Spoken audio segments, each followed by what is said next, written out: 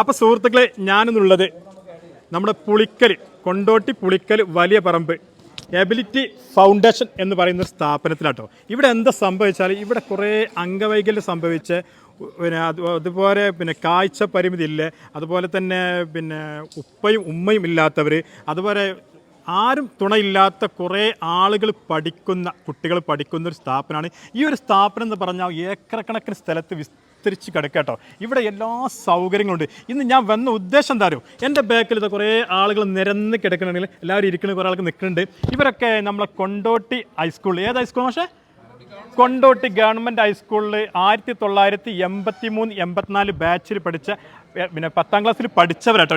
84 ബാച്ചിൽ പഠിച്ചവരാണ്. ഇവരിന്ന് വന്നെന്തിനറിയോ, ഈ സ്ഥാപനത്തെക്കുറിച്ച് കൂടുതൽ അറിയാനും ഈ സ്ഥാപനത്തിൽ പഠിക്കുന്ന അന്തേവാസികളെ കുറേ കുട്ടികളുണ്ട്, 150-ൽ പരം കുട്ടികളുണ്ട്. അവർക്ക് വേണ്ട ഭക്ഷണങ്ങൾ ഇവരെ വകയിൽ നിന്ന് സ്പോൺസർ ചെയ്തിട്ട് ഇവരെന്നെ കൊടുക്കുകയാണെന്ന്. ഇവരെ വകയാണ് അവർക്ക് കൊടുത്ത് അവരെ സന്തോഷം പങ്കിടാനും അവരെ നേരിട്ട് കണ്ട് അവരെ കാര്യങ്ങളൊക്കെ അന്വേഷിക്കാനും വന്നിട്ടുള്ളത്. അപ്പം ഞാൻ എന്ത് ചെയ്യുക, ഇവരുടെ അടുത്തേക്ക് പോയിട്ട് ഇതിൻ്റെ കുറച്ച് കൂടുതൽ കാര്യങ്ങൾ ഇവരോട് തന്നെ നമുക്ക് ചോദിച്ചു നോക്കാം.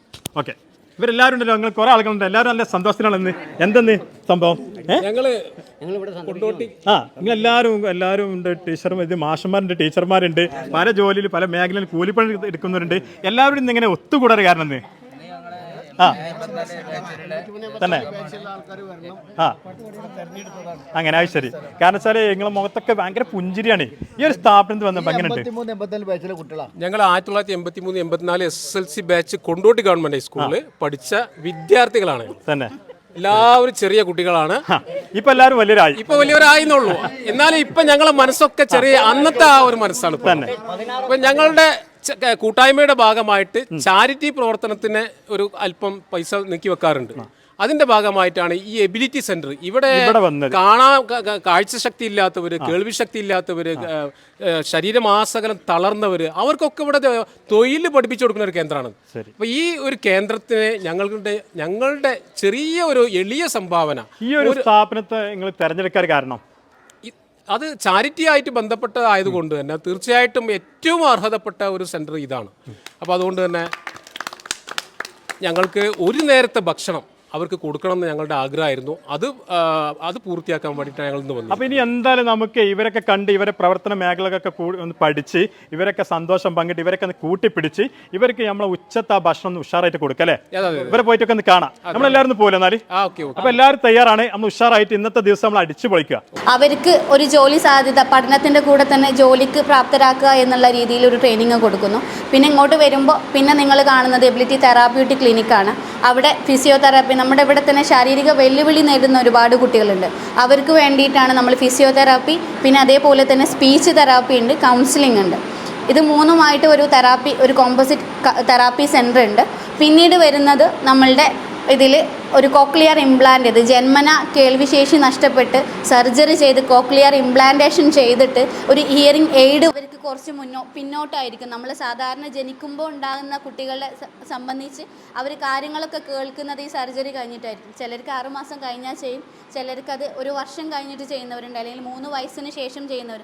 അപ്പോൾ ആ ചെയ്യുന്ന സമയം മുതൽക്കായിരിക്കും അവർക്ക് കേൾവിയും അതേപോലെ തന്നെ സംസാരവും കിട്ടുക. അപ്പോൾ അവരുടെ സംസാരത്തിലും കേൾവിയിലും അത് ഒരുപാട് വ്യത്യാസങ്ങൾ ഉണ്ടായിട്ടുണ്ടാകും സാധാരണ കുട്ടികളെ വെച്ചിട്ട്. അപ്പോൾ അവർക്ക് ഒരു സ്പീച്ച് തെറാപ്പി, അതേപോലെ തന്നെ ഒരു ഹിയറിംഗ് ടെസ്റ്റ് നടത്തി അവരുടെ കേൾവി ഏത് തരത്തിലുണ്ട് നോക്കി പിന്നെ അവർക്ക് സ്പീച്ച് തെറാപ്പി കൊടുത്ത് പിന്നീട് അവർക്ക് ഒരു ഭാഷാ വികസനത്തിന് വേണ്ടിയിട്ടുള്ള ക്ലാസ്സുകൾ നമ്മൾ കൊടുക്കുന്നുണ്ട്. അങ്ങനെ ഒരു ഇഷൽ എന്ന് പറഞ്ഞിട്ട് institute of speech hearing and language എന്ന് പറഞ്ഞിട്ട് കേൾവി പിന്നീട് സർജറി ചെയ്ത് കേൾവിയും സംസാരവും നേടിയെടുത്ത കുട്ടികൾക്ക് വേണ്ടിയിട്ട് ഒരു ലാംഗ്വേജ് ഡെവലപ്മെൻറ്റ് ക്ലാസ് ഉണ്ട്. ഇവിടെ പാരാപ്ലീജിക് ആയിട്ടുള്ള കുട്ടികളുണ്ട്, പിന്നെ ID കുട്ടികളുണ്ട്.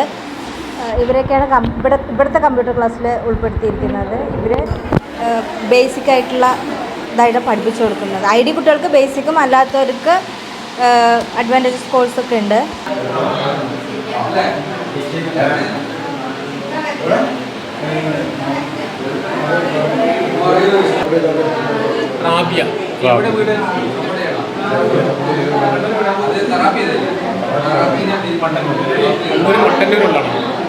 അവർ മിക്കവാറും പിന്നെ ചിലപ്പം വിദ്യാഭ്യാസം അവർക്ക് ബേസിക് എഡ്യൂക്കേഷൻ കിട്ടിയിട്ടുണ്ടാവില്ല. അങ്ങനത്തെ കുട്ടികളെ നമ്മൾ കൊണ്ടുവന്നതിന് ശേഷം 4ാം ക്ലാസ് കൊടുക്കേണ്ടവർക്ക് അങ്ങനെ കൊടുക്കും.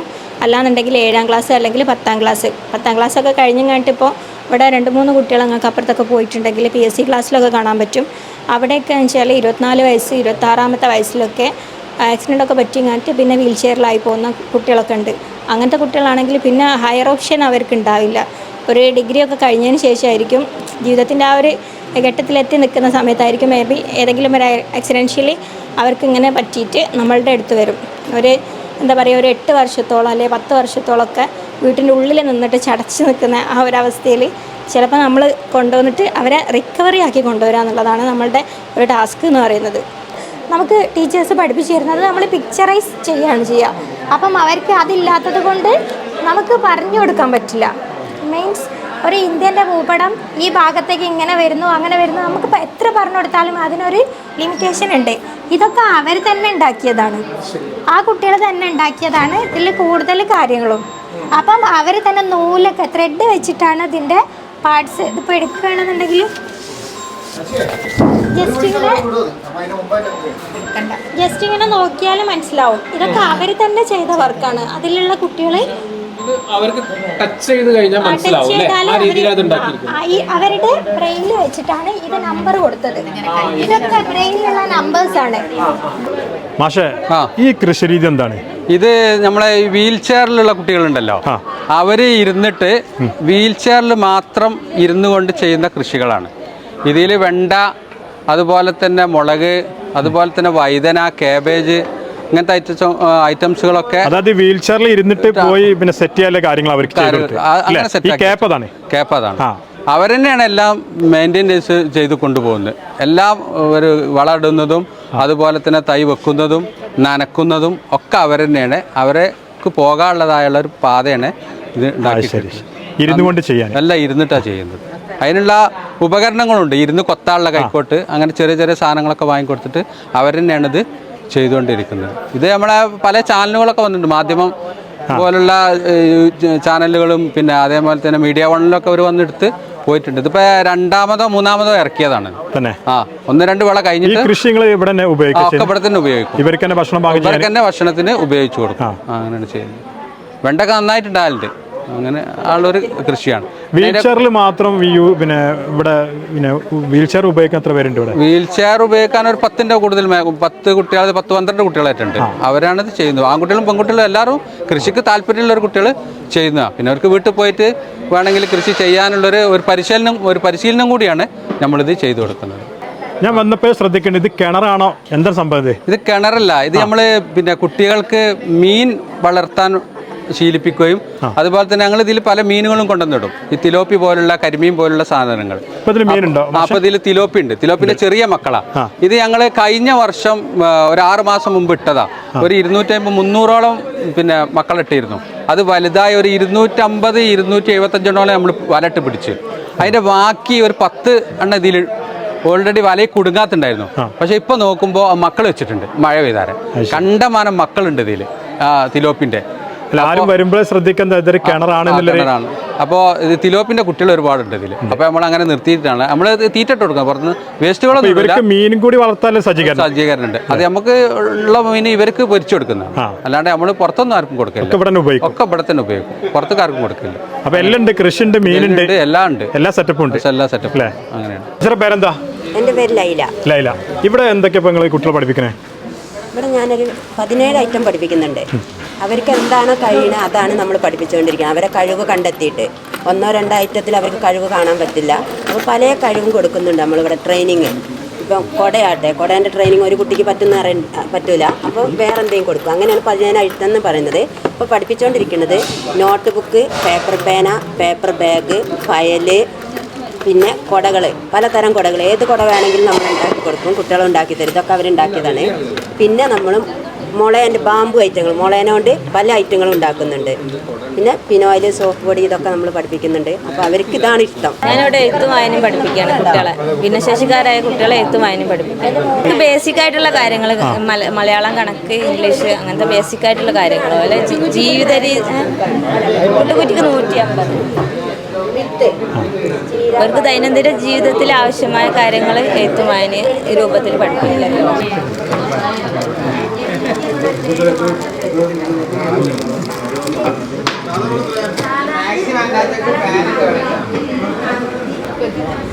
പേപ്പർ പേന.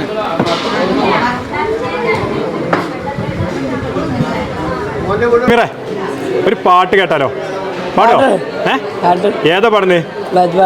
പാടേ, ഒന്ന് ഉഷാറായിട്ട് പാടിയാ. മധുമര